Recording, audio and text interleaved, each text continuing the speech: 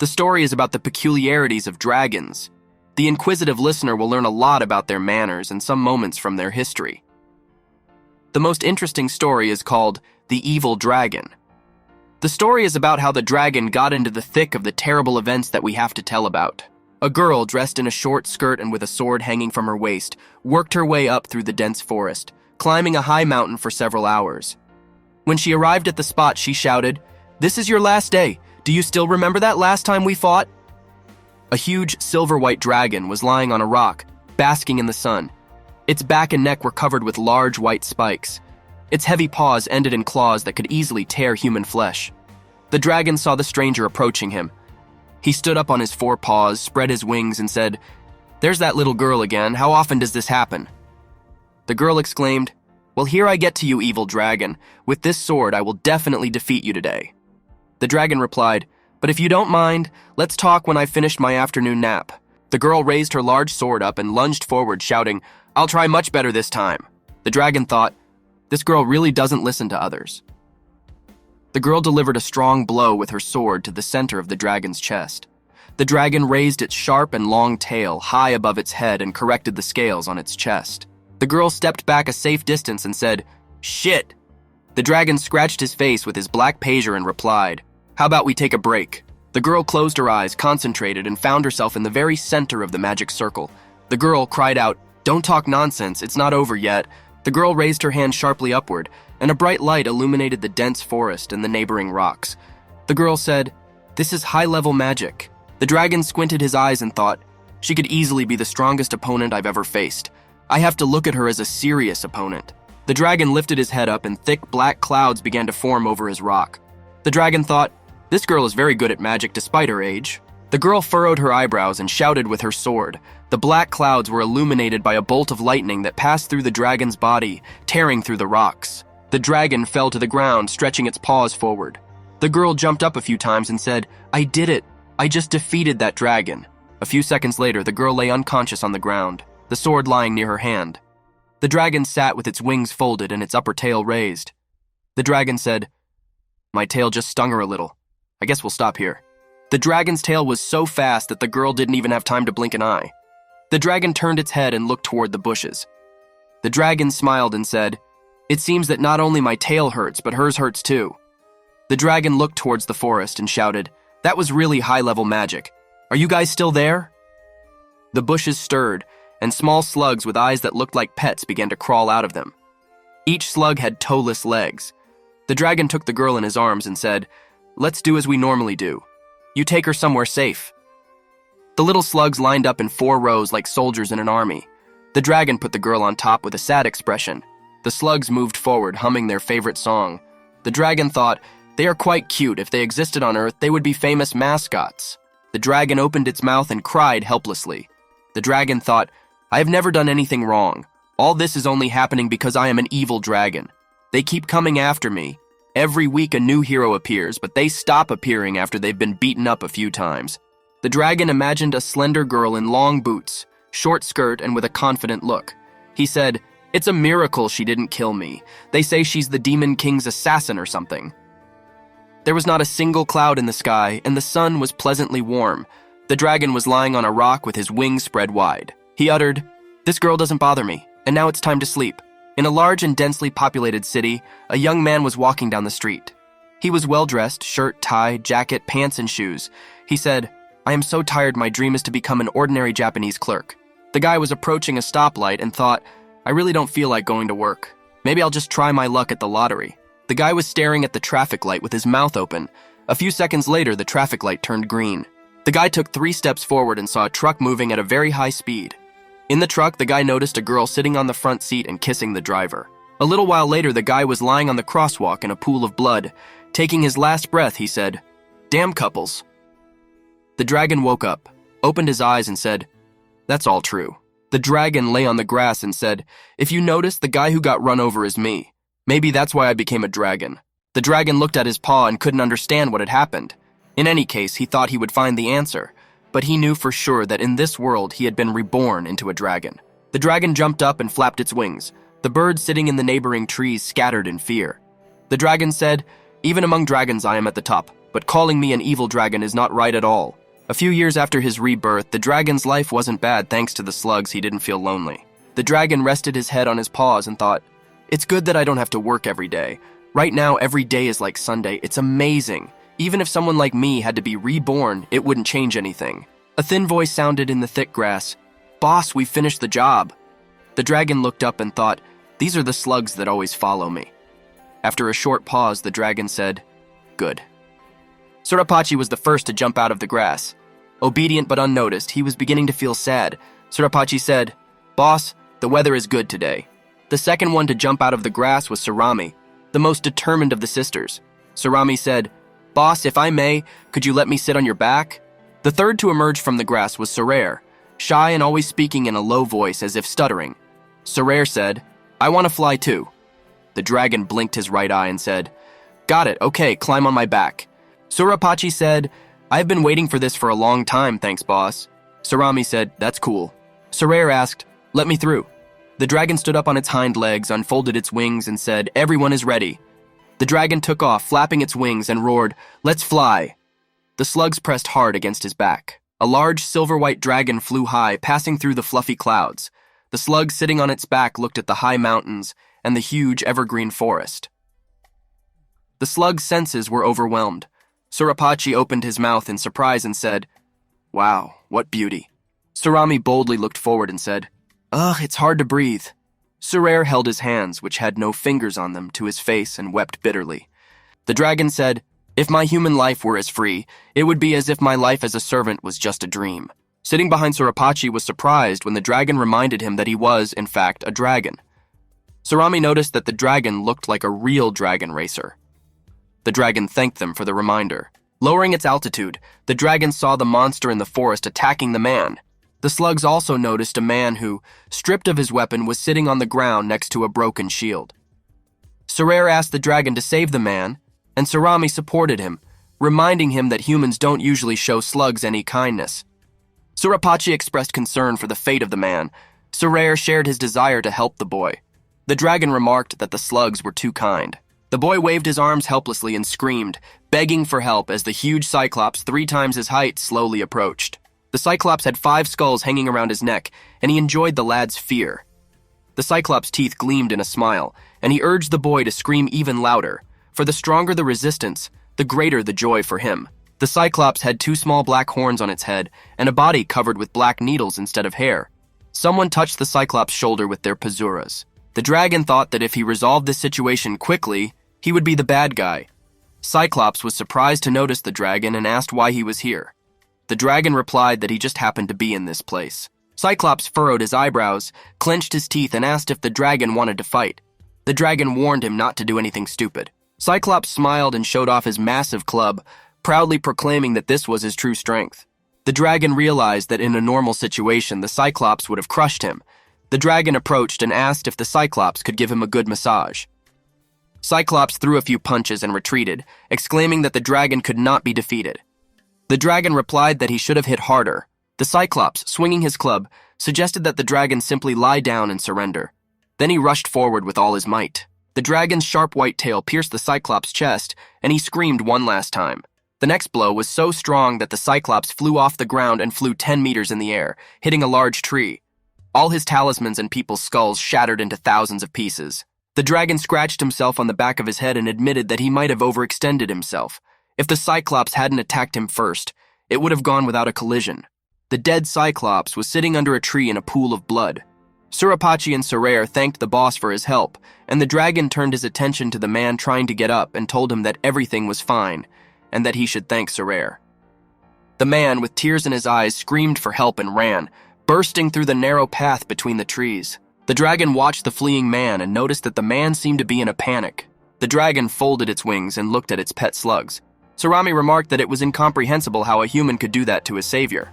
Surapachi pointed to an oak tree that was covered in blood, but the monster was not there. It seemed as if the corpse had disappeared. The dragon calmly looked at the oak tree and announced that his blow was not fatal and that he was not trying to kill the monster. However, he decided that it didn't matter and offered to return home. The slugs energetically jumped onto the dragon's back, which flew into the air. As they flew up to the cliff, the dragon announced that they had returned home. However, the bushes stirred and a slug ran out of them, sobbing loudly. The dragon looked at the crying slug and expressed concern, asking what had happened. The slug, trying to explain, said that the whole forest was filled with monsters. Slughorn jumped up a few times and told him that there were 3 monsters there. The dragon insisted that he be brought there as soon as possible. A few minutes later, the dragon found himself in a clearing where dead slugs lay. Anger flashed in his eyes and he screamed, demanding to know who had done this. A minotaur with sharp horns and a large axe on his shoulder came out of the thicket, followed by a guy in armor with a sword and a girl with a tail holding a magic ball. The guy with the horns raised his hand and announced that they were following Mao's orders and must deliver the dragon to him. The snake girl hissed, asking why the dragon hadn't bowed yet. The dragon, full of anger, growled and asked why they had killed his slugs if they had only come for him. The guy in armor chuckled, saying that they killed the slugs to piss off the dragon, and asked if the dragon didn't realize it. The snake girl offered to kill the dragon. The minotaur looked angrily at the dragon and said that Mao didn't need someone like him. The guy in armor signaled to the snake girl that it was time to attack. The dragon looked menacingly at the monsters and ordered them to fight with his flying roar. But the battle was short. The minotaur tried to strike the dragon with his axe but was immediately caught by it. The dragon quickly grabbed the magic ball from the snake girl's hands. The broken rod remained in the girl's hands. The guy in armor tried to run away, but the dragon stopped him and threatened to do the same thing to him as he did to his friends. The guy with the horn stood in front of the dragon, trembling with fear, and apologized for his actions. The dragon agreed to be taken to Mao and flew into the air, leaving the forest beneath him. The dragon was flying at great speed and the guy in armor was pointing at Mao Castle and warning of its ominous name. The castle doors opened, and inside Mao was sitting on the throne. A guy in armor ran into the room and knelt down in front of the king, warning him against the dragon and informing him that he was very strong. Mao made a decision. The king remained on his throne, indifferently throwing the bloody sword at his feet. He declared that he only wanted strong men, not weaklings. The dragon slowly headed towards the king's room. Dragon entered the room and raged, accusing Mao of knowing about his sensitive nervous system. The king, with an impassive expression, confirmed that he was Mao. The man dressed in black asked if the dragon was evil. Dragon rumbled, announcing that he had come to avenge his slug minions and that Mao was bringing pain to the world. A black aura began to thicken over the king, and he asked if the dragon wanted revenge on him. The dragon replied that he had come for just that. The king was surprised to hear about the dragon's pets and asked if it was too strange. The dragon confirmed that his minions were slugs. The king drew a long sword with magical power from its sheath. He emphasized that the dragon had disappointed him by thinking it could kill him. The king went on to say that he had killed many different creatures before becoming a demon king, and that the dragon was no threat to him. The dragon smiled and asked how much % strength he would need to defeat Mao. The king's sword flashed in the room and the king delivered one precise blow. The dragon thought it might be the legendary sword of the demon king.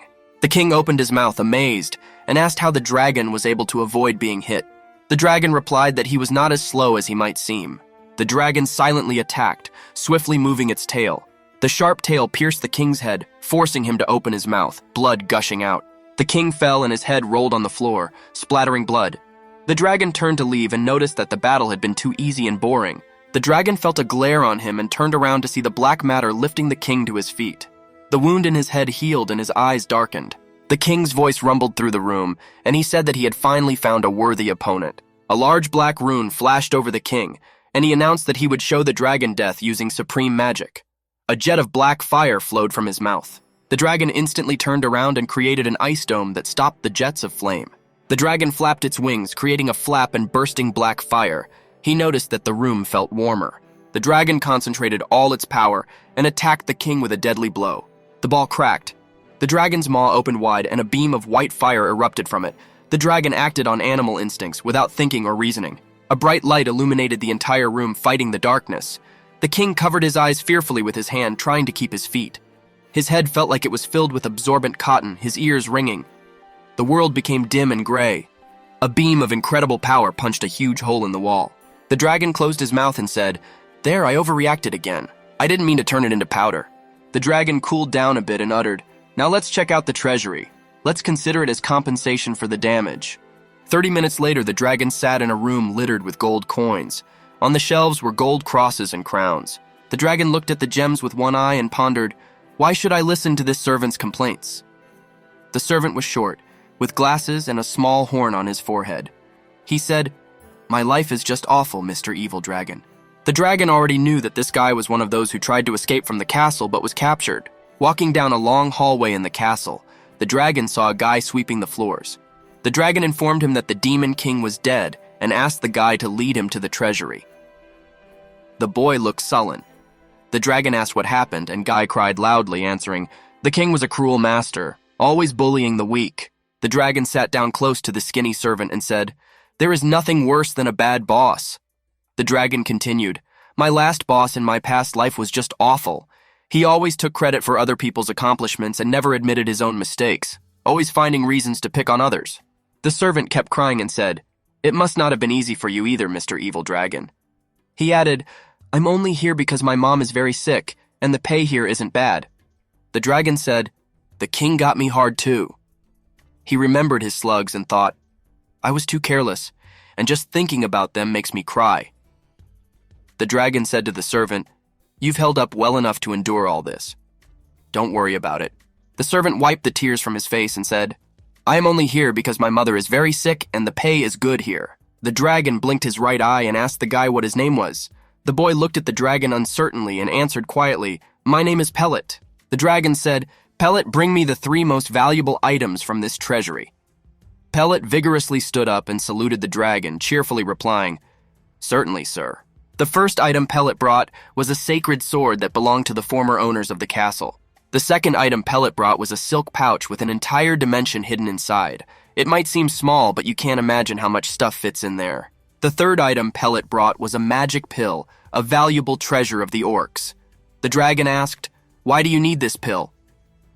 The servant replied, "The foolish son of the Demon King killed its owner, so no one knows what power is hidden in it." The dragon opened the silk pouch and put the sword and the pill in it. He said, "All right, I'll take these things." The servant asked, "What about the rest of the treasures? You can put them in the pouch." The dragon replied, "You can have all the other treasures to yourself." The servant stretched his arms forward and stepped back, showing he had no need for the treasure. The dragon shed a tear, collecting it in a small flask.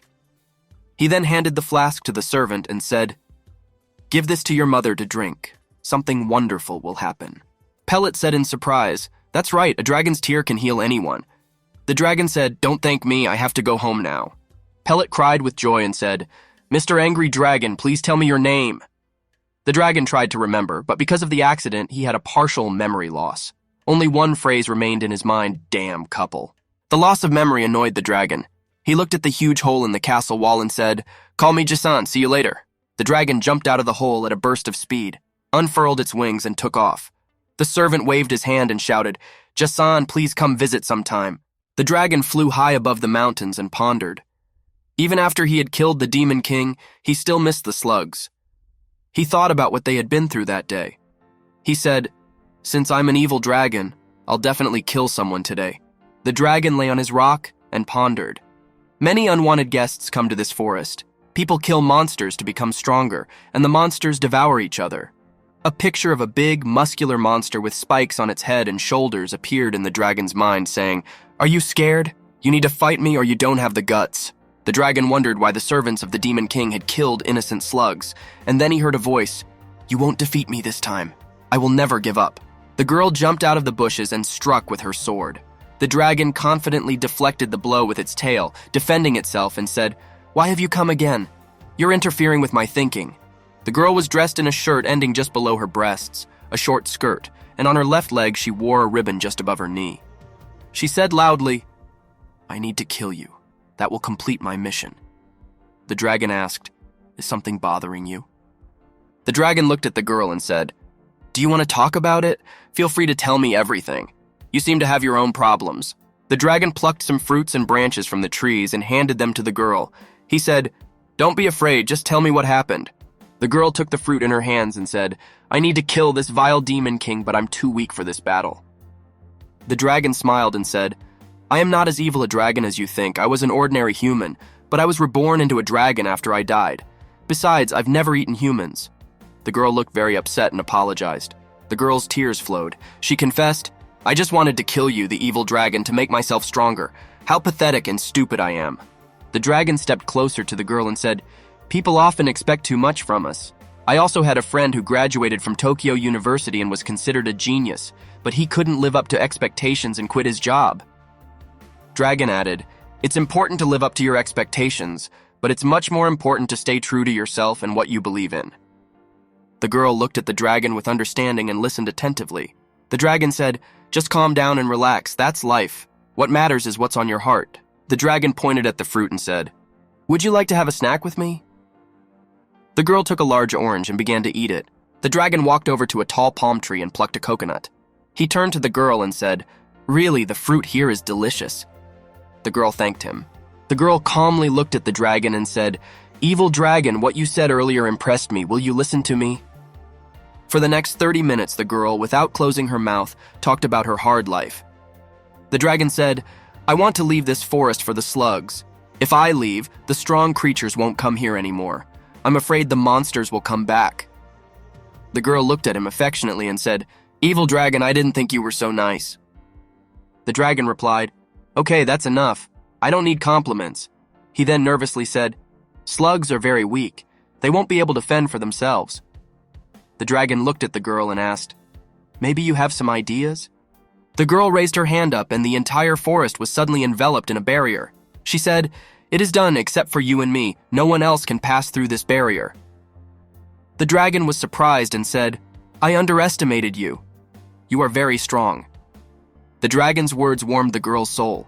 She said, "I would not have been able to create such a large barrier on my own. It's all thanks to your magic." Suddenly, Surapachi jumped out of the grass, followed by all the other surviving slugs. Surapachi asked with surprised big eyes what was going on. The dragon replied, "I am leaving this forest." Surami, who was standing nearby, said, "But boss, you're talking about it so suddenly."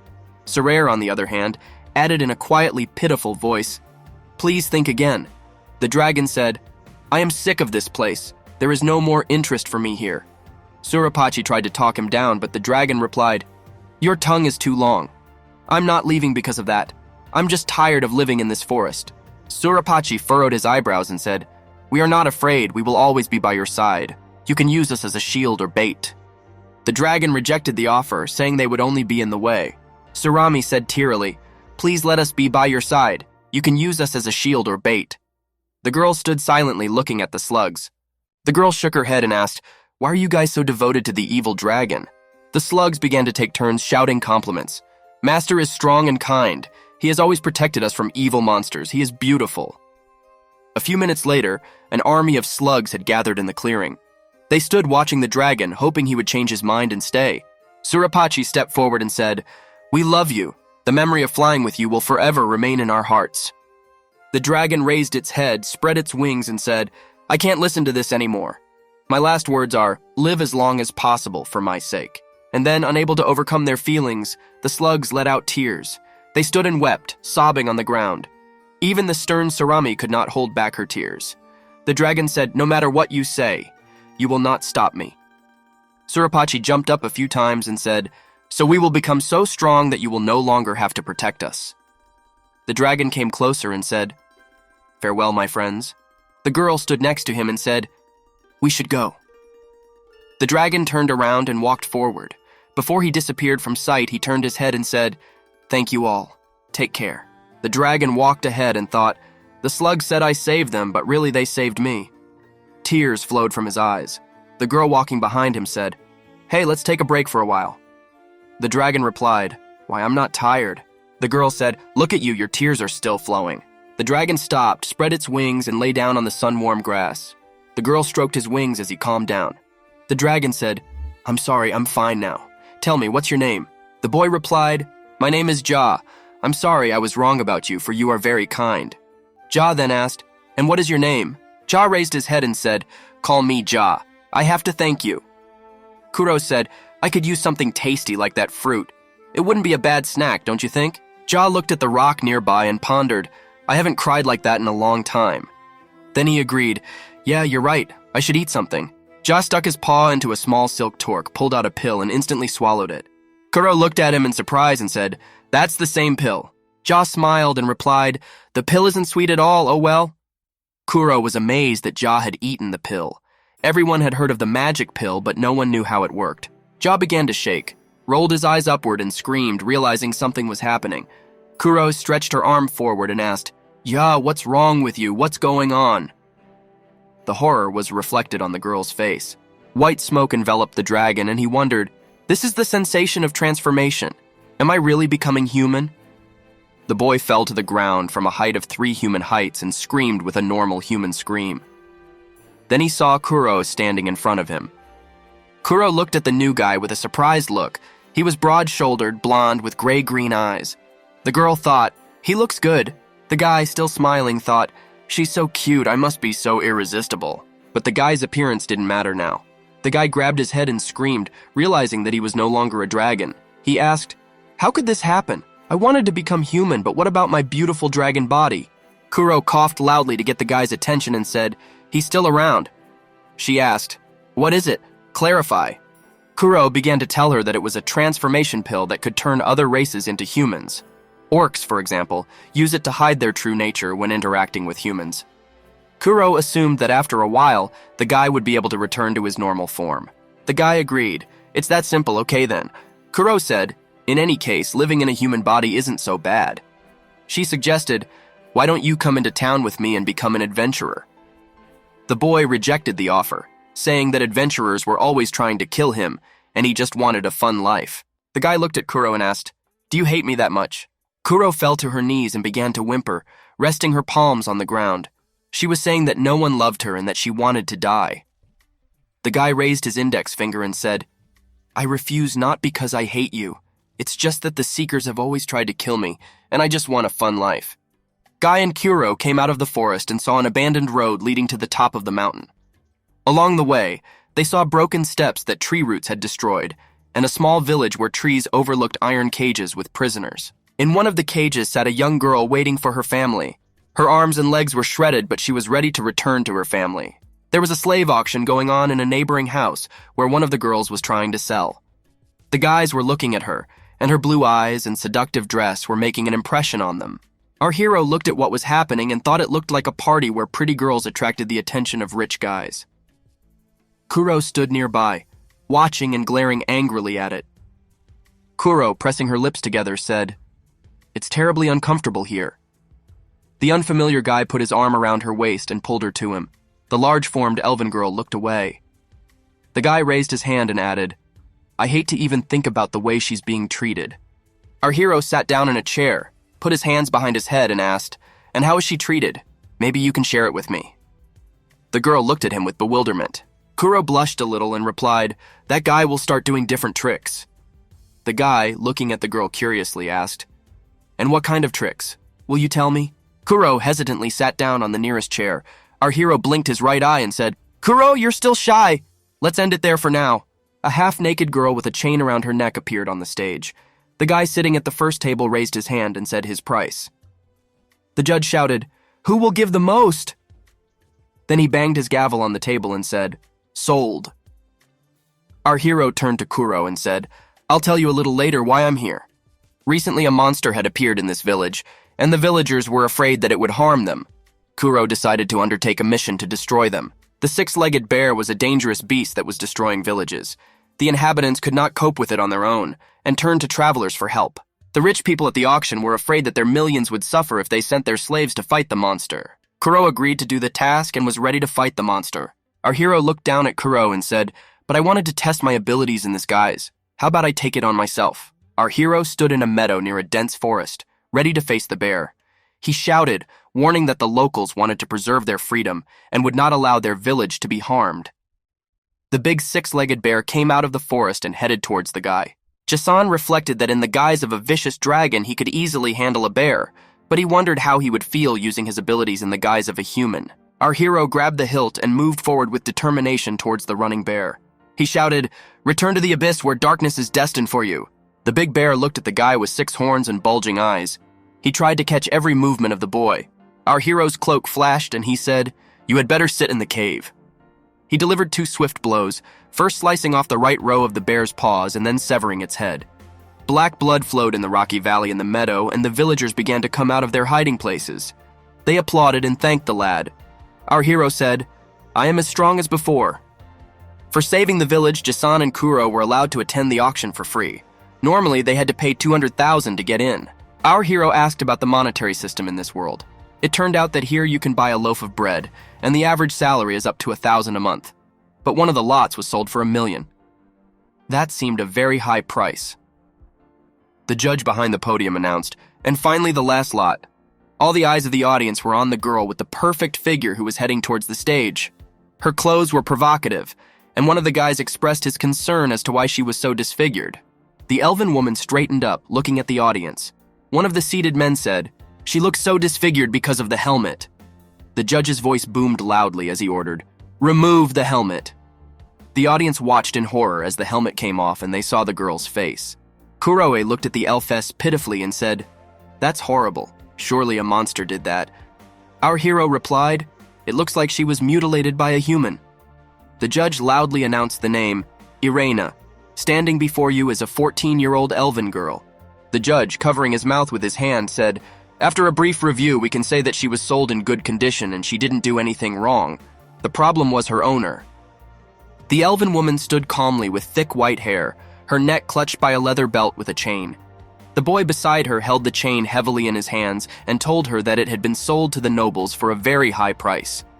But after a week, she was suddenly returned, and what happened to her face you see for yourself. The guy explained that the elf girl kept making mistakes and was punished. When she was no longer needed, she was returned. However, the money was not returned, so he paid a decent amount of money to scold his name. The judge emphasized that the elven woman was an expert archery and martial arts master, and the last owner had not touched her.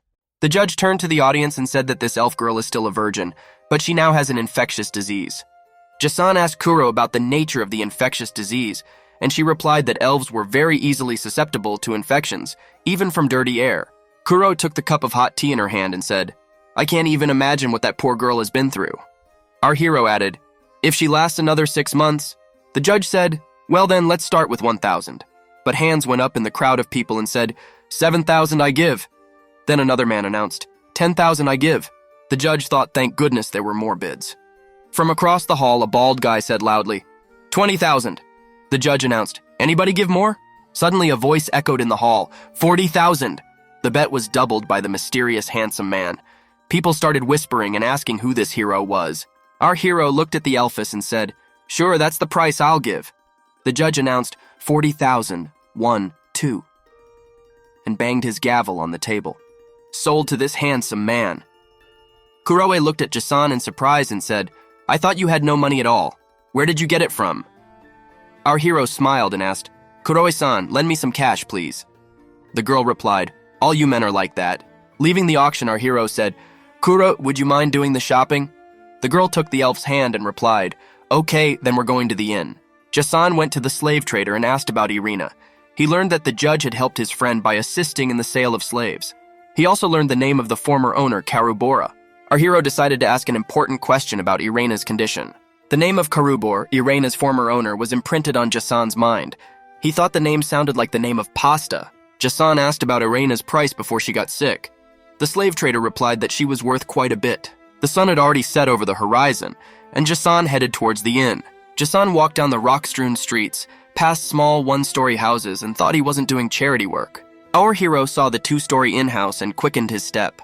He pondered why he had bought Irene and how he would be able to sell her.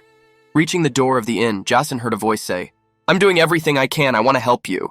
The door opened, and entering the room, Jason saw Irena sitting on the floor with Kuro bent over her.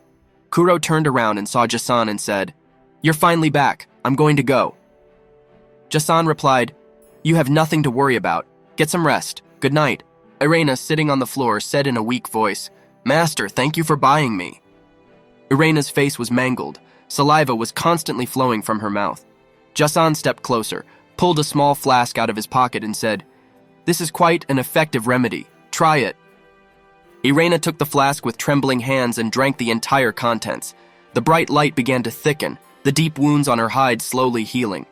The elven woman lowered her head and spoke, feeling warm and satisfied. In front of our hero sat a beautiful blonde elf, her kind blue eyes looking forward.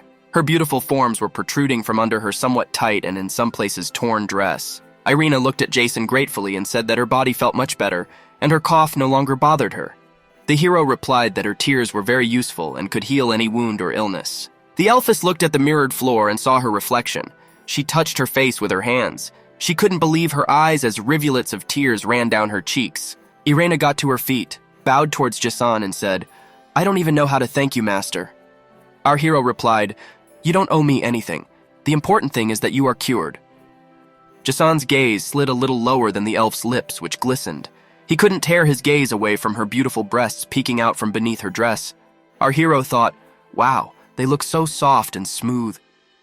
No, I can't touch them. Otherwise, I might be considered a pervert." Irena read all the thoughts of our hero in his eyes. She slowly removed the straps of her dress and, showing her form, said, "You can do anything with me if you want to." Jason gazed at the girl's beauty with his mouth open. Then he stretched out his arms and uttered, "Wait, you shouldn't do that." A few seconds later, Irena's legs parted without will in different directions.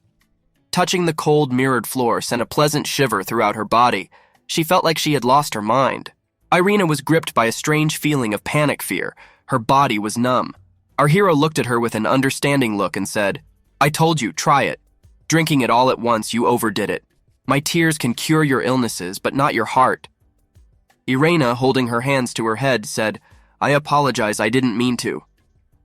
The dragon's tears revealed to our hero all her mental traumas, giving him a chance to understand the elf's horrible story. Irena's city was attacked by monsters, and no one survived but her. Irena wandered for many days through the mountains and forests until she met a slave trader who begged for food. Then she became a slave. She had to endure terrible things. In the slave house where she was kept, her beauty was envied, and she was bullied by the other slaves.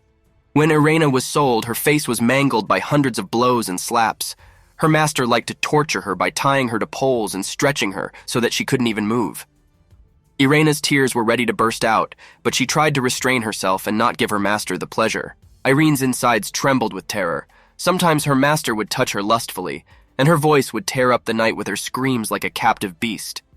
Beauty brought the girl much unhappiness, and no wonder she was so badly traumatized. Because of the scar on her heart, the elfess had developed a fear of humans. Irena looked at our hero and said quietly, "Master, can we sleep in the same bed?" Jason replied, "You are far more exhausted than you realize. Sleep on the bed." The girl objected, "But master, I can sleep on the floor." Our hero pointed his finger at the bed and said, "Quiet, I appreciate the cleanliness. I shake just thinking about how many people have slept on this bed. Therefore, I will sleep on the floor." Deep night had fallen, the stars glittering brightly in the sky, the moon illuminating the village and the forest. Irena put her ear to the door. There was alarm in her blue eyes. She was dressed in a short skirt and shirt and was shivering from the cold. She thought, "You love cleanliness, but you're going to sleep on a dirty floor?" The next morning, many people gathered in the village near the gun store. Hunters had come to the fair to buy good weapons. Jason and Irene stood and chatted with the salesman. Jason looked at the various weapons. The sturdy guy smiled and said, "Shoes, armor, bow and arrows. What else do you need?" The salesman replied, "Everything will be ready if you agree." Our hero looked deep into Irena's green eyes and said, "Do you agree?" The girl put her hands on her head and replied, "Yes, I agree, but I want you to be aware of tact." Irena turned around and went to pay for the goods. Jason, looking at his companion's long legs, said, "I'll pay it all back. It's just a loan." All the guys standing near the weapon store couldn't take their eyes off the approaching elf. Irena had a smiling expression on her face, and her blue eyes stood out in a heart shape. Her fragility made those around her want to protect her. Walking closer, the elfess said, "Master, I've changed my clothes. Thank you very much." Jason said, "Now we head for the city." The hunters began to whisper to each other. One of them said, "She's so beautiful, I find it hard to believe it's that girl from last night." Another added, "Yeah, he's lucky to have two such beauties. Perhaps he used an expensive potion to cure the elf girl." A third approached the slave trader and said, "Still, you should have made a better offer." Jason, walking along the forest road with his companion, silently pondered. "I can handle a monster and heal a girl's wounds in just one night. To be honest, I'm just a handsome guy. I'm an evil dragon, I have a lot of money, and I plan to sell Irena dearly." Our hero heard that Irena is excellent at bow and martial arts. He decided to test her out. "If anything goes wrong, I will always help her," he thought. On a forest road, they came across a huge furry monster. Irena said, "Master, it's a six-legged bear. Can I try to deal with it?" Jason replied, "Okay." The six-legged bear saw the humans in its path, growled, and attacked. Irena took her elven battle bow, made of ancient wood with symbols and patterns. She fired an arrow from a great distance, hitting right in the eye of the beast. Our hero said in surprise, "What precision! She can hit such a small target." The beast, trying to pull the arrow out of its eye, let out a growl of pain. Irena's right heel struck the ground, and a 20-centimeter long blade emerged from beneath the toe of her boot. Without wasting any time, the elven woman instantly rushed forward, developing incredible speed and covering several dozen meters. The wind pulled the short elf's cloak upward, revealing the round, perfect muscles that the thin silk garment concealed. Running up to her opponent, the elfess easily jumped 5 meters up and struck lightning fast with her right foot. The blade sticking out of his boot slid perfectly into the beast under his beard. Even from this distance, Jason was able to make out the girl's beautiful form. It was a red thong, he thought. Kuro, standing nearby, grimaced as she saw the blood spurting. Irena looked at Jason with her big blue eyes and said sweetly, "So did I make it?" Our hero smiled, put his index finger up and replied, "Yeah, you were great." Irena placed her hands on her chest and said, "Thank you, master." Jason thought, "That sweet smile, I can't take it anymore." Jason looked at Irena and said, "I forbid you to express such a face in my presence." Irena was surprised and asked, "But why, master?" Our team entered the village through the south gate. Kuro held out her hand and said, "There are 80,000 raisins in this bag. You need the money to rent a room, don't you?" Jason replied, "I'm sorry to be such a nuisance to you." Kuro said, "I work at the Warren Shinku Adventure Guild. Whenever you get a chance, stop by and see us." Jason said, "Thank you for your help." Our hero held out a small flask and said, "Here you are, and don't forget to carry it with you at all times. I'll contact you as soon as I settle somewhere." Kuroe put her hands on her chest and said, "Thank you." Kuroe looked at Jason with her beautiful green eyes and said, "You won't forget to check on me." Our hero blinked his right eye and smiled, saying, "Of course." Irena, standing next to him, bowed and said, "Kuroe-san, thank you so much for helping me." Kuroe stepped closer and took the elf's hands. She said, "Show yourself in all your glory. I know you can find your happiness." Irena looked sincerely into her eyes and replied, "I believe the god will protect you, Kuroe-san." Kuroe slowly walked away, waving goodbye. Our hero thought, "We owe Kuro a lot and we'll never forget it. Besides, she couldn't sleep when I was around." Jason thought, "I already owe over 300,000. He needed the money urgently. He said, "Let's go and see the city and find a place to stay." The slender blonde replied, "Okay, master." Walking into the inn, Jason and the elfess saw the hunter yelling to the owner practically in his ear, "There are 4 huge spiders crawling around in my room. Do you even clean the rooms? I want a discount. No, I demand compensation." The owner replied, "We always keep the rooms clean and there is no question of any huge spiders." The hunter wrinkled his face and said, "Oh, so you're calling me a liar?"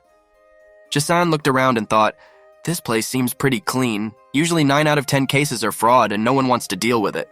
Jason thought, "We'll have to deal with this." He shouted, "Hey you, let's finish up there quickly." The hunter turned his head and asked, "What do you want?" The owner asked uncertainly, "Are you going to pay?" The hunter turned to Jason.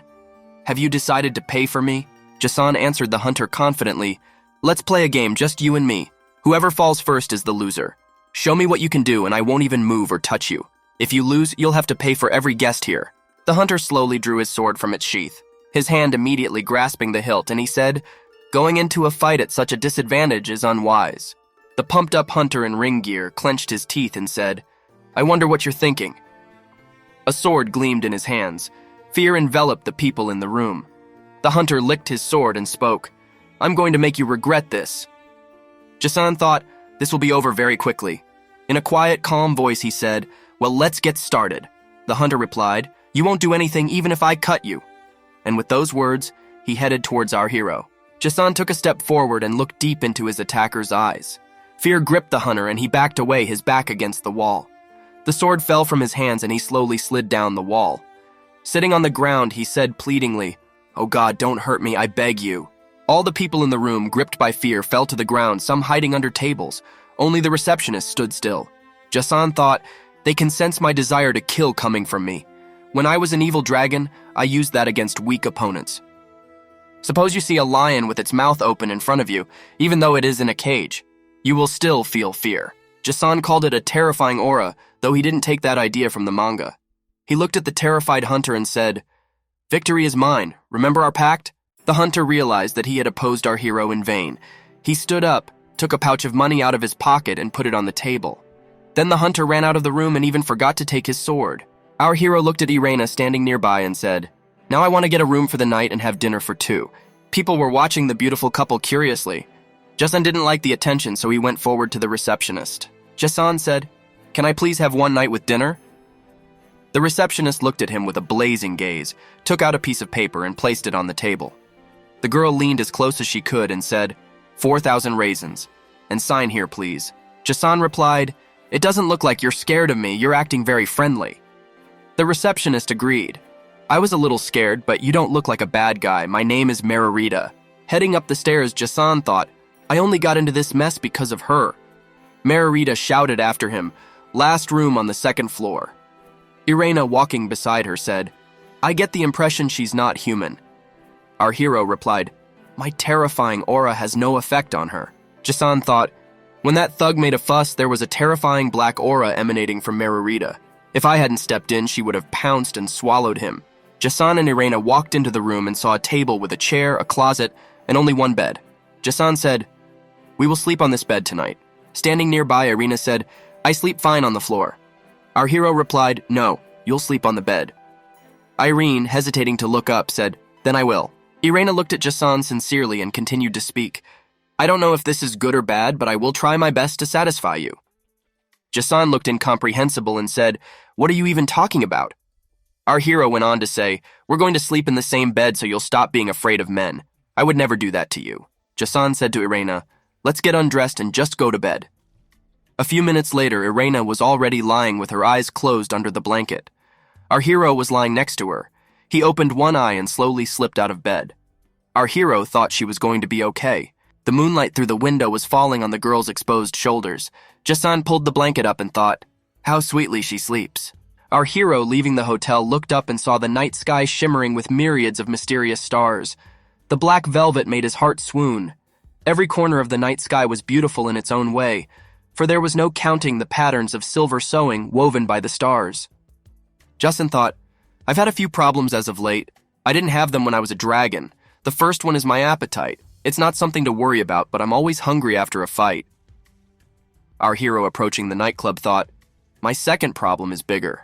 Jason had never experienced this while he was a dragon, but as soon as he took on human form, he immediately had a very high libido. Our hero thought, "As soon as I see pretty girls, I immediately want to hug them. I shudder to think what a pervert I've become." Entering the club, our hero saw beautiful half-naked girls. He thought, "It's bad when you have such a strong sex drive, so I need to deal with it before I go crazy." Jason looked at a large poster that had a picture of a beautiful elven woman with a round shape and a thin waist. Our hero read Elf Mystery and thought, "I'll go to this room first." 2 hours later, he came out of the room and said, "This has cheered me up so much. Let's go on." This time, Jason turned his attention to the room that was called Elven Games. After another half an hour, our hero was sitting without outerwear, showing off his perfect muscles. A seductive smile appeared on the dancer's lips. She even touched our hero a few times with her soft toys. Our hero's body was pierced by a wave of desire, but he restrained himself with an effort of will not to frighten the dancer. The girl, dancing, stroked her perfect body with her hands and ran her hands under her skirt.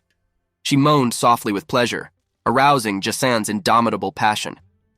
After a few more minutes, Jason held his hands to his head and thought, "I have nothing left." He shouted, "I'm out of money. I've used up all the money I borrowed from Kuroi." Jason was naive, thinking that if he spent it once, nothing would happen. Our hero got out of the club on all fours and thought, "Why am I so stupid? I have to go back to the hotel first." From the very early morning, Jason and Irena had been moving on the road. Walking across the nearest plain, our hero said, "I'm sorry you had to skip breakfast." Irena replied, "That's okay, not having breakfast is quite normal for me." Irena said, "No need to make a big deal out of it." After walking a few hundred more meters, there was a loud rumbling in the girl's stomach. She said, "It's okay." Irena looked at Jason and saw that tears were pouring from his eyes. The girl said, "You got it all wrong. My stomach is making those noises because I recently started having stomach pains." Our hero quietly said, "I'm sorry, I'm truly sorry." Irena said, "Master, look over there, not far from the forest, there's someone sitting over there." Our hero thought, "There goes our money. It's time to hunt monsters." As he got closer, Jason saw 2 squads of goblins sitting around looking at the captured hares. He said, "Those are cave-aggressive goblins." Our hero thought, "No, the guilds will buy the items we'll take from the goblins after we deal with them." He said to the elf woman standing next to him, "Be careful, because they prefer a foul fight." The growls of several dozen goblins echoed throughout the valley. Irene, drawing her bow, said, "It looks like they want to attack us." Jason said, "Irene, you take the ones on the left and I'll take the rest." The girl replied, "Very well, master." Our hero walked towards the goblins and said, "There's something I want to check out. Let's play a little game." Jason drew his sword from its sheath and split the first attacking goblin in 2. In the reflection of the flying sword, he saw the goblin attacking from behind with a large stone bat. Our hero turns sharply 180 degrees, catches the stone bat above his head. From such a strong compression of the bat, it shattered into small pieces. With his other hand, our hero removes the goblin's head from his shoulders. Jason's left hand was covered in an electric migoth, black sharp claws coming out of his fingers. Our hero said, "This is what I wanted to check out." Jason thought, "When I was sleeping in the forest, my hands suddenly became hot and changed. After all, this is the strongest part of a dragon's body." While our hero was thinking, he was already surrounded by at least 8 goblins. With nowhere to retreat, Jason used his new ability. He made a single turn around himself, destroying all the enemies in one blow. 8 decapitated bodies fell to the ground, blood flooding the whole clearing. Our hero said, "It feels so good. Well, good, this side is done." Jason looked at Irenaeus and realized she was almost done. The left side of the clearing was strewn with goblin corpses. Irene used anger wisely. She possessed a level of high art. The speed of the flying arrows from the ancient bow was simply unreal. The elf's gaze glittered blue. It seemed like she was using magic. Jason, approaching his companion, said, "It's good that you're done too. I see more than one goblin never managed to get to you. You did well. Good job." Irene replied, "It's nothing that special." Our hero asked, "The arrows you were shooting, how did you speed them up?" Irene replied, "That's because I used magic for the bow." Jason said, "This is the first time I've heard of magic for a bow." Irene smilingly said, "That's right, I can only use that magic." The elven woman continued to say, "I can use 4 levels of magic when archery. Level 1 gives me the ability to create wind to speed up the arrow. The second level allows me to increase the power of destruction. Level 3 creates burning arrows. Level 4 allows the arrows to carry an electrical discharge." Our hero thought, "If there is such magic, I want to learn it." He said, "Let's search these goblins now." The girl said, "Very well, master." After the work was done, Jason stretched his arms up and said, "Now we can rest a little." Irene asked, "Master, have you heard about the Cyclops?" Our hero replied, "You mean the guy with the one eye? I don't like him. He's a violent monster and attacks everyone indiscriminately. But why did you bring him up?" Irenaeus said, lowering her gaze to the ground. "No, it's fine." Jason felt her suddenly remember the bad events. Our hero said, "No need to keep it to yourself. Tell me what happened." The elfess replied, "A Cyclops destroyed my entire village." Irene looked down thinking, I, a 14-year-old girl, should be more carefree and dream more about creatures who live through love, as all Japanese girls do. Jason saw tears in Irene's big blue eyes. He felt sorry for the girl, came up and hugged her. Our hero stroked the girl's head and said, "If you have any problems, always tell me about them." Irena said, "Thank you very much, master. I feel better now." The road went down the mountain through the misty steppe, and at last the grass rustled underfoot.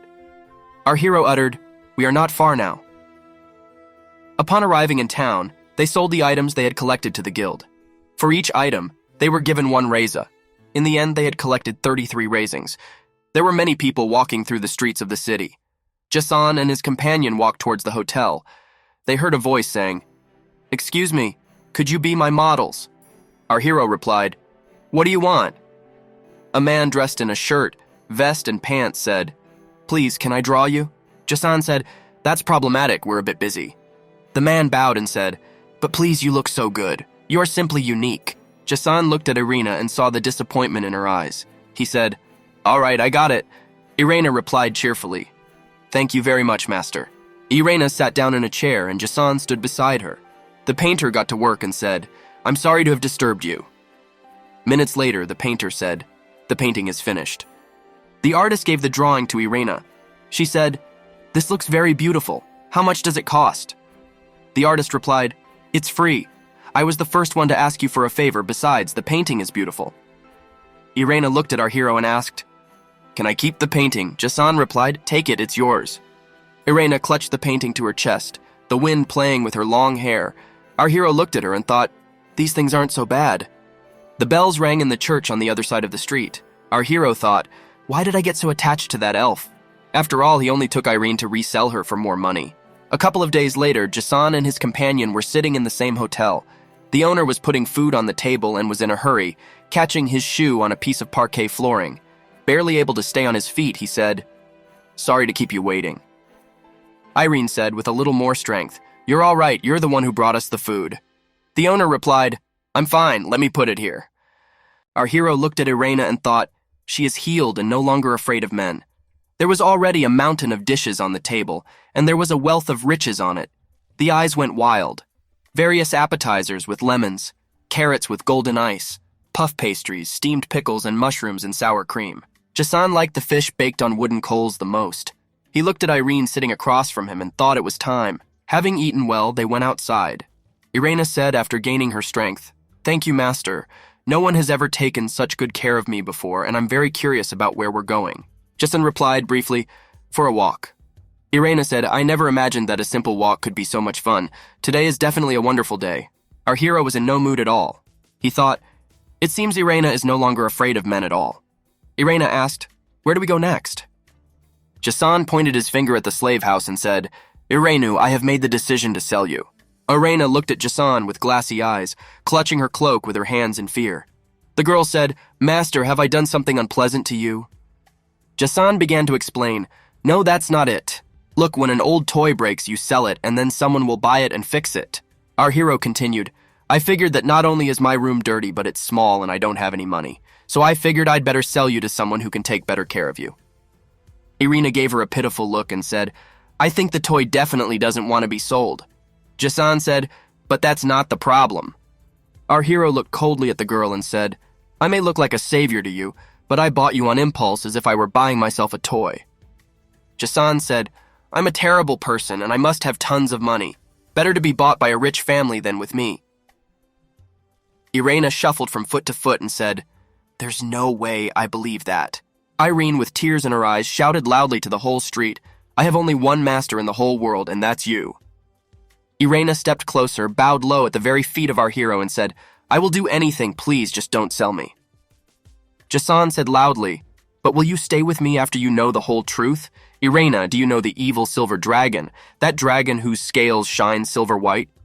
And then our hero began to change his appearance. Scales appeared on his face, and a bright white light shone from his right eye. Jason's hands were covered with electric shocks, and dragon claws emerged from his fingers. Jason said, so that silver and white dragon is me, aren't you even surprised? Irena looked at her master calmly and replied, I'm not surprised, I guessed it. Irena told of something she had read in an ancient book that said that the tears of a silver-white dragon could cure any disease. Irena said, after all, your tear healed me, and also that incident with the goblins a couple days ago, I saw your hand transformed. Jason said in surprise, so you're not afraid of me? Irena, crossing her arms over her breast, said, I used to be afraid, but not anymore. The elven woman smiled sweetly, took our hero's hands and said, I'm not afraid because you are my master. Our hero was deep in his memories. He thought about the monsters he had killed and the ones he had yet to kill. Jason said, you do realize that I am an evil dragon, so I have many enemies. Irena said quietly, I know even that before you killed even gods. Jason looked at the girl and couldn't believe her words. He said, maybe yes, maybe no. Our hero put his hands on his head and said, let me explain to you. I came from another world and was reborn in the form of a dragon. Jason continued, I remember things from my past life. I remember my job, and I also remember being hit by a car and dying. Our hero continued, I remember a couple years ago when I became an evil dragon, swords rattled near my cliff and I was attacked by adventure hunters. I also remember being attacked by a girl screaming, I must kill you, evil dragon. In her big green eyes, I saw fear. That's how I met Kuro. I remember the reason why I left my home, and I remember the monsters coming and invading my forest. The worst part is that my slug minions died because of me. Jason seemed to want to say something else, but speech froze on his lips and he contemplated Irenaeus' face, her bright eyes appealing to him. Our hero considered every movement of the elven woman standing next to him and thought, I can definitely surprise Irena this time. Irena touched her hand to Jason's shoulder. Our hero said, but why are you so calm? Don't you feel anything? Irena said, there's nothing wrong with me, so can I stay? Jason said, "But why do you want to stay even after you found out the whole truth about me?" The elven woman continued to speak. "Master, you said it would be best if you sold me to someone, but I'm sure that no one can take care of me better than you." Irena said, "Master, you said you needed money, but that's not all. Even if you sold me, you'd put a lot of conditions on the buyer." Irena folded her arms, fell to her knees, closed her eyes, and said an ancient elven prayer. Then she stood up and said, "Master, you would probably tell the buyer not to make me anxious and give me a peaceful life." Jason thought, how did she guess? After all, yesterday when I was selling her, I asked that Irena be found a suitable owner who would fulfill my wishes. Jason met with the slave trader and set conditions. The first condition is not to sell her as a slave. The second condition is not to insult her. The third condition is that she not be used or molested. The fourth condition is that she has all her rights. The fifth condition is that it's best to have an owner who has lost someone close to her so he can understand her pain. Our hero asked the slave trader if he knew anyone, like an old couple who had lost their son. The slave trader stood and listened to our hero, afterward laughed in his face. He replied, "You should be looking for the family, not the owner." Irena said, "Master, you wanted to help me get a good life. That slug minion incident should not happen to me." The elfess straightened her slender body and said, "I don't care if you're an evil dragon. I don't care even if it's dangerous." Irena said confidently, "I will always be at your service, and I am selfishly devoted to your wishes." The girl said, "I want to stay with you, and that ineffectual touch of kindness of yours I shall never forget." The elven woman continued, "I have learned much from you. With a master like you, I fear nothing." Irena bowed again and said, "From the day we met, I swore to myself that I would follow you wherever you went. So please do." Jason said, "That's enough. Okay, I understand you.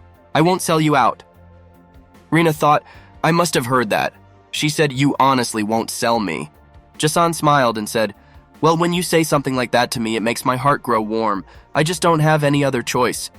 Tears rushed from the beautiful blue eyes. Irena shook off the melancholy brought on by such serious thoughts and said, "Thank you, master." Our hero, pointing a finger at his cheek, made it clear that he deserved a kiss. He said, "Well, it's hard to find a girl as outstanding as you, so it's more profitable to keep you." Irena jumped up and down a few times with happiness and said, "I will fight your enemies and I will definitely make you happy." A man passing by looked carefully under the elfess's short flying cloak. Jason laughed and said, "But you're only 14, you're saying that under the influence of the moment."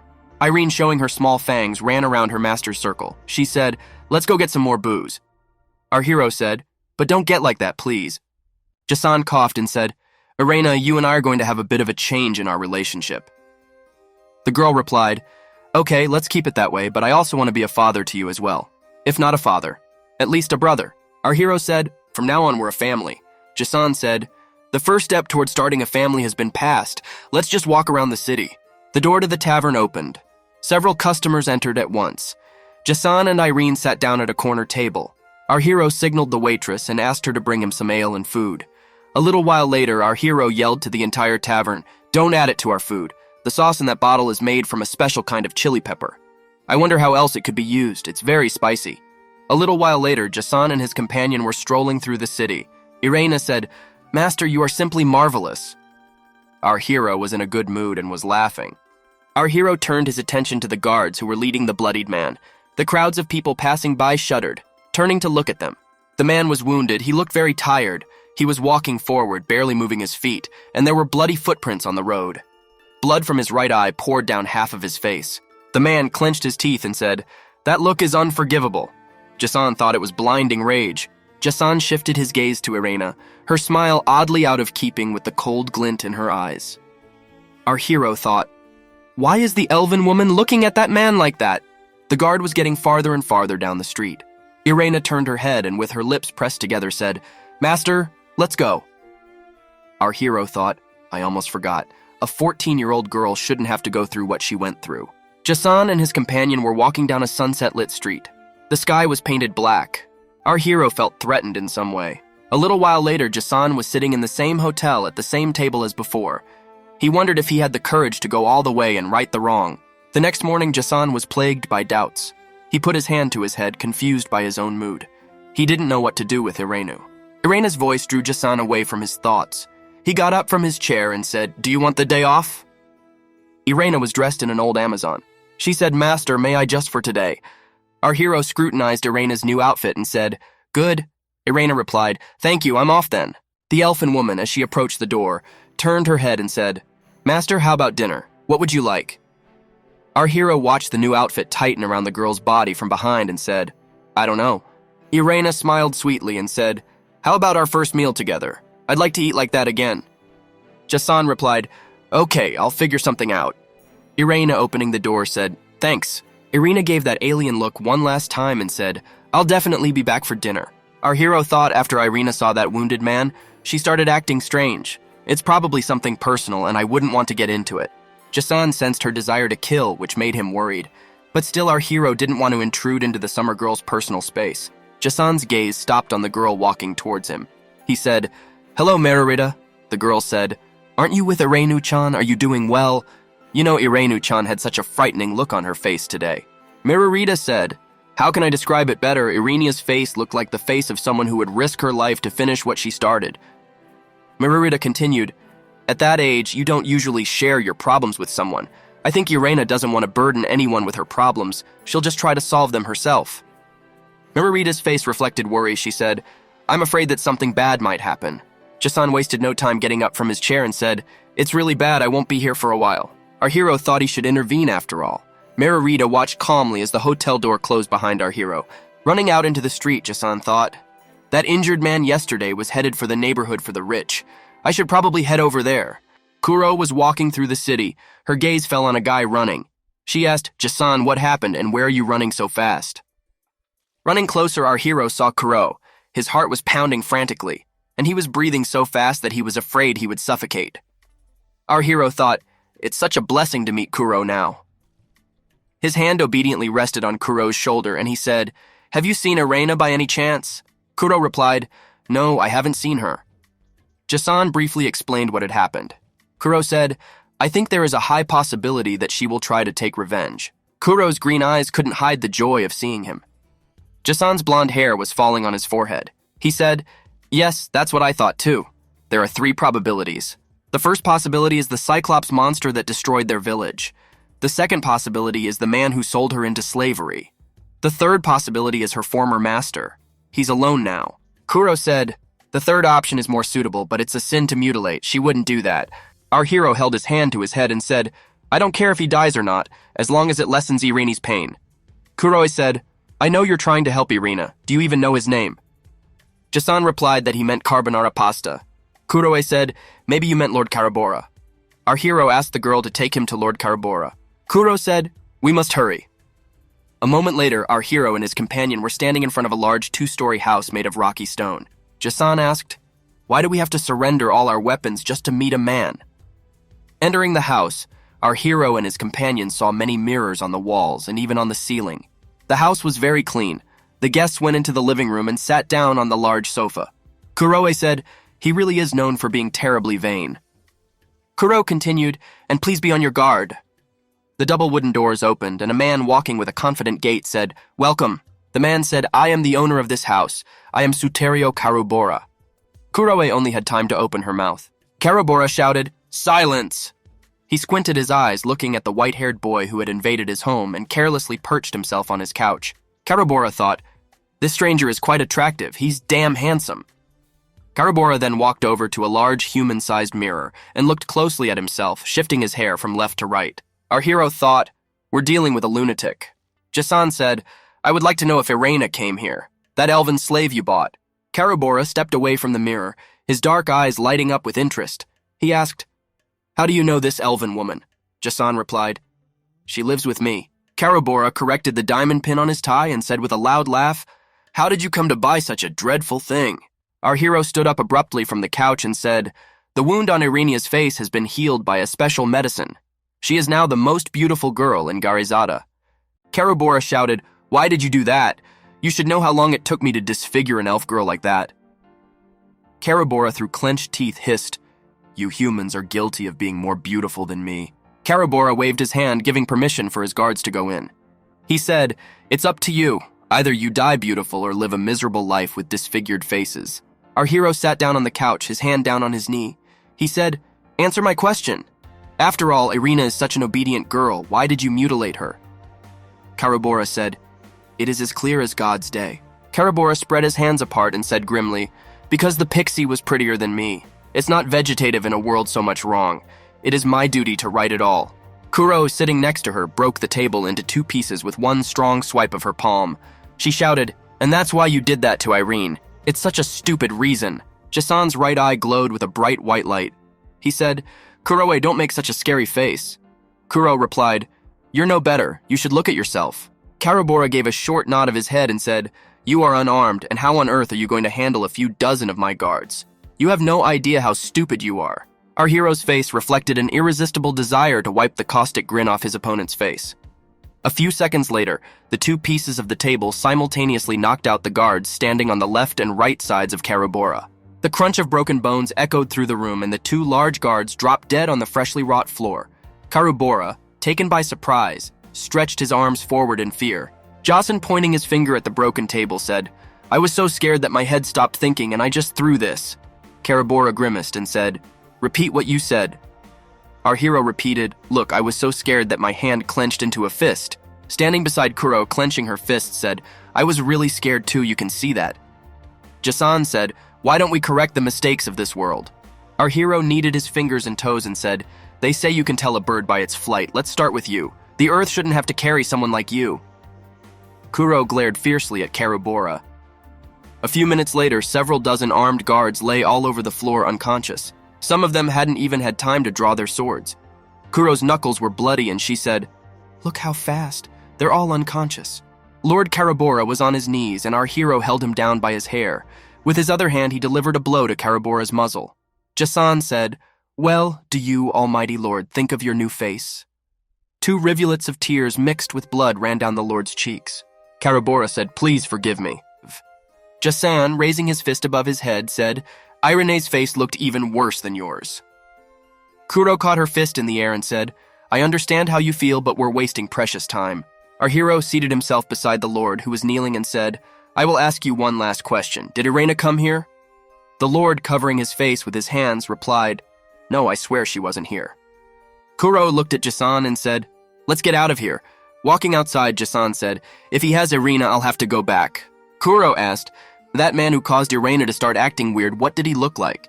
Jason replied, "That man was badly hurt. He was muttering something about a cyclops. His look will definitely not be forgotten." Our hero said, "That man could have been Irena's enemy. She went at the cyclops alone." Kuroe said, "Let's go stop by the Adventure Guild. There should definitely be some information there." A few minutes later, Jason and his companion entered the Adventure Guild. The admin girl told us that a village near Kamari Forest was destroyed a couple of days ago. Our hero asked for more details. The admin girl told that the one who did it was a cyclops and that he did not spare even children. After this incident, he disappeared into the forest. The admin girl continued, "Those who survived were taken to the city. That must have been what you saw yesterday." Kuro asked, "What about the enslavement squad?" The admin girl said that an enslavement squad was being formed at the moment and would arrive in a few days as it was a very serious incident. The admin girl added that cyclops were considered the most dangerous monsters, and a request for help was sent to all the guilds to form a squad of the best mercenaries, along with Duke's army, to suppress the cyclops. Jason said, "When I fought Cyclops in the form of a dragon, I never paid attention to how strong he was." Our hero thought, "I don't know how Irena can stand up to him." Our hero turned toward the exit and said, "Thanks for the information." The receptionist replied, "You're welcome, you're always welcome." Stepping outside, Jason said, "Kuro, thank you for your help today. Heading to the forest now, see you later." Kuroe said, "Wait for me, I will come with you." Our hero said, "I'm sorry I always depend on you." Kuroe smiled and replied, "It's okay because Irena is also my important friend." Jason took Kuro's hand and said, "We don't have time, let's go quickly." The dense forest offered a beautiful view of the pale, wind-whipped sky, with sparse feathers of fluffy clouds. There was no one around them, only an elven woman emerging from the forest. Her heart burning with anger, her arrow whistled. The Cyclops sat on the grass and chuckled sullenly. He was muttering to himself, "My feverish ventures are so much fun." The Cyclops' hand went up. He deftly caught the arrow and uttered, "Who dares to disturb me?" An unkind glint appeared in his eye. The Cyclops slowly got to his feet and watched the armed Elfess stiffen into speechlessness. Irena thought, such was the power of seduction in that attempt. Dark clouds were creeping away to the north. Along the jagged ridges of the forested uplands, Jason and Kuro were rapidly approaching. Jason thought, "I hope I'm not too late." The rocky ledges lined with mighty gnarled oaks glistened cold and damp in the sun, their twisted branches raging in the wind. Jason kept replaying Irina's words in his head. "I'll be back, master." The dazed Irina sank into her memories. A large mountain of corpses stacked by the Cyclops appeared before her eyes like a dream. When Irene and her father and brother returned home after the hunt, they saw a horrifying sight. The evil monster squinted its eye and clutched Irina's mother in its hand. The mother screamed, "Save yourself, I'm doomed to perdition." Cyclops' hand began to clench. It was a game to him. The mother looked her daughter in the eyes and said, "Don't worry about me, run away from here." Father and brother, rushing into the fray, desperately shouted, "Irina, run, at least you must survive. You are the ray of all elven hopes." Irina ran as fast as she could, tears streaming down her eyes. After 2 hours, the rain began to fall, and soon a spring downpour began to fall. That day, only Irene survived. She broke through the stormy, blackthorn-covered cliffs, clinging to the roots and stems of thorny ivy with her bloody hands as she climbed upward. A multitude of birds circled above the cliff, and the sun, obscured by a shroud of clouds, sailed behind the scarlet cliffs. Irenaeus gazed absent-mindedly at the sky and thought that she would rather be killed by the evil Cyclops. Irena, sitting on the rock, lost track of time. Suddenly, Irena heard a voice. "Don't be afraid, it's okay what happened." She trusted that kindness and let her guard down. After Irene told the stranger what had happened to her, the stranger took her home, fed and warmly clothed her, and became Irene's moral support. One day, a stranger said, "Look, Irene, I bought these to catch thieves. I want to know how they work." The stranger handed me the handcuffs and said, "Could you put them on? I'll take them off right away." "Irena, please, you're the only one I can ask for something like this." Irene is a naive girl. She believed a stranger and said, "If it's just for a second, I'll take it." An electric shock went through Irene's body. Her legs gave out and she fell to the ground. The stranger laughed and said that your story was very sad, but it would be worse if it continued because you were really stupid. The stranger confessed that she was a slave trader and said that from today, Irena was her property. A little later, Irene was sold at a high price. The new owner tied her up and slowly cut her from the chin upwards, day after day. Karabora savored the elven woman's fear and despair. Irene's whole body was covered with wounds that had never been treated. Her soul was filled with black rage. After Irena was mutilated, they brought her back. The slave trader said, "I thought I could make a lot more money off you, but it's going to cost a lot to fix your disease and your face. The sad thing is, you're useless now." Irene was like a hunted animal in a cold cage when she was sold to other people. Nothing changed. Irena had resigned herself to the fact that she would never take the cup helmet off her head again.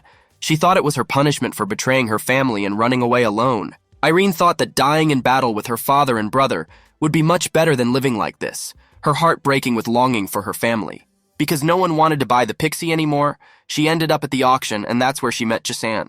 Irena decided as soon as she had the chance, she would kill herself while the master was talking to the peddler. The girl named Kuro took the elfess to the master's room. Irena thought it was the perfect opportunity to carry out the plan. On the way to the Gothic house, Irena looked at the sword hanging from Kuro's waist and thought, "I wish I could have that sword." Kuro held out her sword and said, "You've been staring at my weapon the whole way. If you want to take this and run, I'll talk to Jason." Kuro's attention was now focused only on Irene. She moved closer and hugged the mangled girl. Kuro said, "I won't let you be mistreated." As soon as Irena picked up the sword, she immediately drew it from its sheath. Kuro's defense mechanism worked as well as ever. She stepped back to a safe distance and said, "Don't mess with me." Irena put the sword to her throat. Her eyes reflected the animalistic look of agony she was enduring. Kuro said, "I can't even imagine what you've been through, even if it's just my selfishness. But I want you to live." Later, Irena remembered how her master had cured her face an inflammatory disease. Some extraneous sound reminded her that she was not alone. She rushed forward and shouted, "Thanks to my friends, I'm still alive today." Irena continued, "I will stop regretting running away then. I'll get rid of the hate and then I'll return to the town where my friends were staying." Irene, bouncing with her bow, made a precise calculation. The bowstring of the elven bow jangled, and an arrow whistled toward the enemy. A winged shadow sliced through the air and pecked ravenously at the Cyclops' wooden club. Not even a second later, a second piercing whistle sounded, and the monster was already crouching down. The arrow jingled and knocked off the Cyclops' horns. The Cyclops shouted, "I will destroy all living things, including you." The ground shook from the heavy blow. Luckily, Irene managed to bounce away. The second blow forced the elf to retreat. Cyclops said that kind of scared, "Go ahead and attack." Irena thought, "Why isn't he doing his finishing blow? It feels like he's playing with me." Irene thought, "I'd use his inattention to create a gap. At this very moment, I will stake everything." The elfess shouted in preparation for the attack.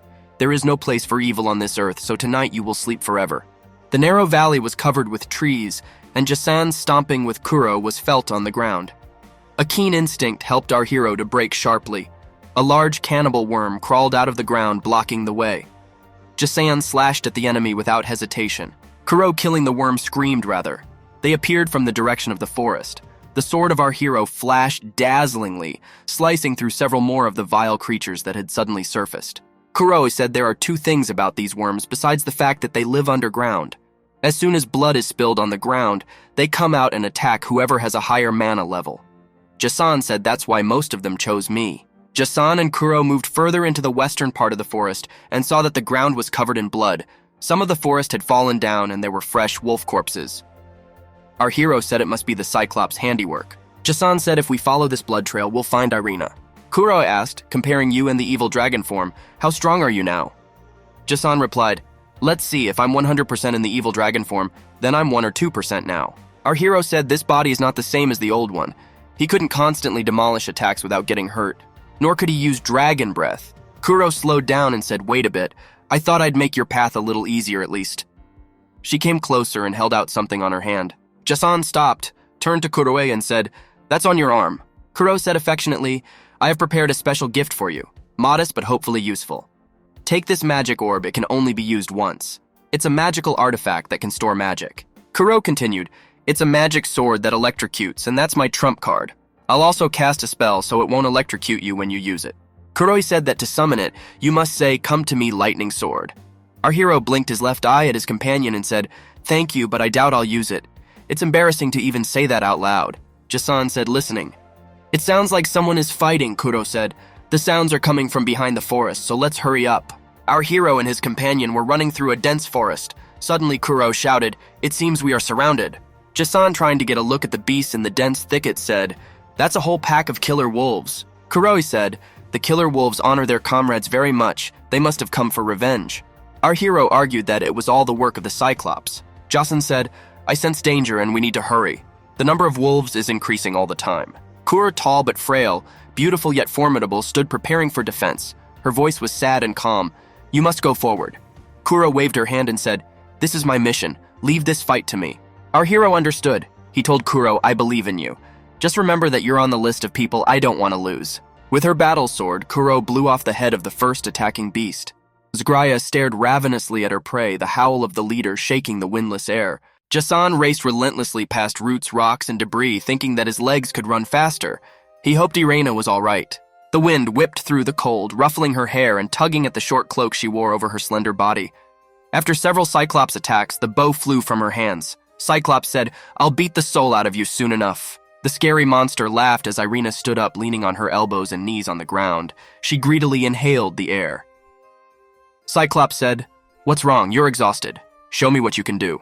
Cyclops, enjoying the mockery, said, I still remember that woman from your elf village. I still remember how much fun I was having. Cyclops said, now I'll play with you the same way. Irene's eyes held a grim expression, her heart pounding hard as she remembered the elven blade song.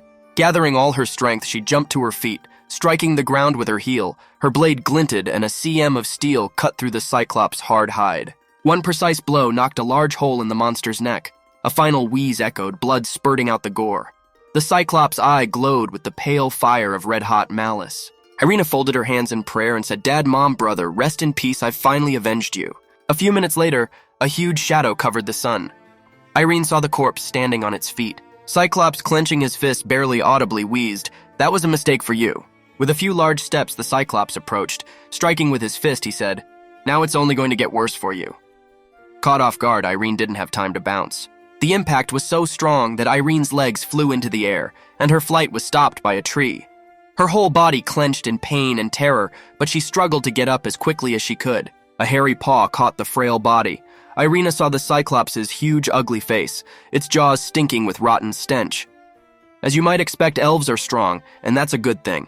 If I eat you, I'll be even stronger. Letting you escape would be a good idea. Irina asked in a weak voice. So you let me escape then? Cyclops replied, I only let those who are strongest escape. Cyclops, showing his huge teeth, said, when the victim comes back for revenge after getting stronger, I eat him and my power increases. That's right, I let you live just to eat you. Irina tried to strike with her foot, but the Cyclops held her at arm's length. Unfortunately, the blade didn't reach his body. A terrifying laugh rang out. Cyclops said, "I once ate a monster that could make body parts stronger, which explains what happened. The wound on my neck healed instantly." His hand clenched even tighter, blood rushing through his fingers. He continued, "It is also a power I have received. It's sad to be as weak as you are." Cyclops enjoy winning said victory. "It's fun to be strong. I can have fun with weaklings like you, giving them false chances and false hope." Cyclops said, "But you see, you shouldn't have bothered me. After I eat you, I want to know what kind of power I'll have." Irene had no strength or hope left at all. Before losing consciousness, she thought, "Master, I can't go back anymore, forgive me." The Cyclops said, "Or maybe I'll just eat it and find out." He opened his mouth wide. Cyclops, enjoying his game, didn't even notice our hero approaching. Jason, saying, "What are you doing?" flew like a battering ram, feet first. There was a loud crack of ribs from the powerful blow. The Cyclops' arm unclenched. The one-eyed man howled in pain and collapsed like a man under his feet. Jason lifted Irina off the ground as if she were a rare treasure. Jason yelled, "Wake up, sweetheart." Magical signs were showing on Irene's face and immediately faded. The essence of the letter of the elves was unfamiliar to our hero. Irina opened her eyes and touched Jason's face and said, "Master, you are still as attractive as ever." Jason said, "You have no idea how hard it was to find you. You should have left a note saying you were going for revenge." A tear rolled down Irene's cheek. Our hero gently hugged and stroked Irina's head. She said, "I'm sorry, Master, but I'm so happy to see you now that I could die." Jason gently set Irina down on the ground and said, "Your black streak is over." Our hero said, "I'll put an end to your problem." He looked fiercely at the Cyclops getting to his feet. Jason said, "You're back on your feet." The Cyclops growled, "You won't survive one blow from my club." Our hero drew his sword and moved towards the Cyclops. Fending off the heavy blow, he thought, "I've barely succeeded. If I don't figure something out quickly, I won't have a chance to heal Irina." Cyclops shouted, "Who are you, ugly man, and how did you manage to stop my attack?" Our hero replied, "What a coincidence. I feel disgusted too, just from looking at you alone." Our hero went on the attack. With one precise blow, he managed to cut the belly of the monster. The Cyclops roared in pain. "You think you can kill me?" His eyes seemed to be throwing lightning bolts. Thrown back by the blow, Cyclops said, "Finally, I have a strong opponent in front of me." Cyclops struck a series of blows, and then he struck the final blow. A large club flew into the jaw of our hero, leaving him no chance to stay on his feet. Cyclops, savoring his victory, said, "That ugly little man flew far away. I think this should work."